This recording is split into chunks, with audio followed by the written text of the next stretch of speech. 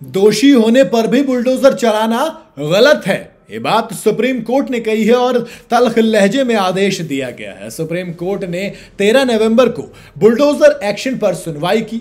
इस दौरान सर्वोच्च अदालत की तरफ से एक थोड़ी सी तीखी स्टेटमेंट आई है। सुप्रीम कोर्ट ने गाइडलाइन जारी करने के बाद कहा कि किसी का घर तोड़ना कानून तोड़ने वाला यानी कि कानून का उल्लंघन है।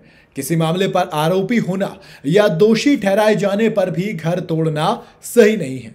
कोर्ट के मुताबिक कानूनी प्रोसेस के बिना बुलडोजर चलाना भैया असंवैधानिक है, अनकॉन्स्टिट्यूशनल है। और ये बात किसने कही? जस्टिस BR गवई और जस्टिस KV विश्वनाथ की पीठ ने 13 नवंबर को अपना फैसला सुनाया। कोर्ट ने यह भी कहा कि सिर्फ आरोपी होने पर किसी के घर को गिराया नहीं जा सकता। कोर्ट की तरफ से कहा गया कि अधिकारी अदालत की तरह काम नहीं कर सकते और प्रशासन जज नहीं बन सकता। भाई बुलडोजर एक्शन पक्षपातपूर्ण नहीं हो सकता ना।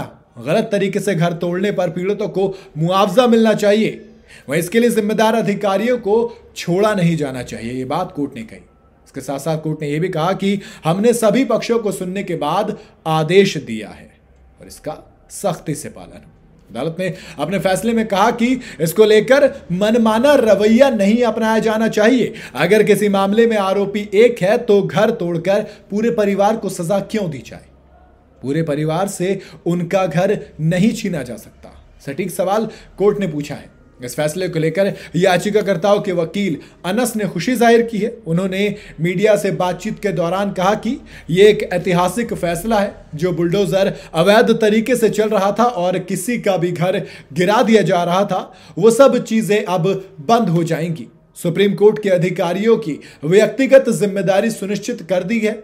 ये अपने काम में ऐतिहासिक फैसला, ये अपने आप में एक ऐतिहासिक फैसला है। इससे अब बुलडोजर जस्टिस रोक दिया जाएगा।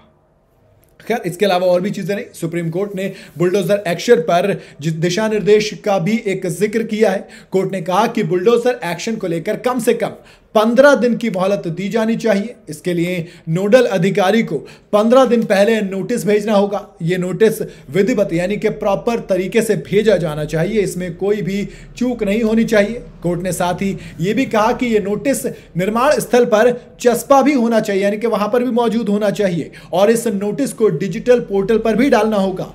कोर्ट ने इसके लिए 3 महीने के अंदर पोर्टल बनाए जाने का ऑर्डर भी दिया है। कोर्ट ने फैसले में साफ साफ कहा कि हर जिले का DM अपने क्षेत्राधिकार में एक नोडल अधिकारी को नियुक्त करेगा। नोडल ऑफिसर यह तय करेगा कि संबंधित लोगों को नोटिस सही वक्त पर मिले और इस नोटिस पर उसे जवाब भी मिल जाना चाहिए, यानी कि दोनों तरफ से प्रोसेस होगा, उसके बाद कुछ होगा एक्शन। इससे पहले सुप्रीम कोर्ट ने 2 सितंबर को सुनवाई के दौरान कहा था कि भले ही कोई दोषी क्यों ना हो, फिर भी कानूनी प्रोसेस का पालन किया बिना ऐसा नहीं किया जा सकता। जबकि 12 सितंबर को भी कहा था कि बुलडोजर एक्शन देश के कानून पर बुलडोजर चलाने जैसा है। वहीं 17 सितंबर को कोर्ट ने आदेश दिया था कि अगली सुनवाई तक देश में एक भी बुलडोजर कार्रवाई नहीं की जानी चाहिए। सुप्रीम कोर्ट का फैसला आपको कैसा लगा, आप मुझे कमेंट में बता सकते हैं। अगर आप इस फैसले से सहमत हैं तो वीडियो को लाइक और शेयर जरूर करें और जाते जाते चैनल को फॉलो और सब्सक्राइब जरूर करते जाइएगा।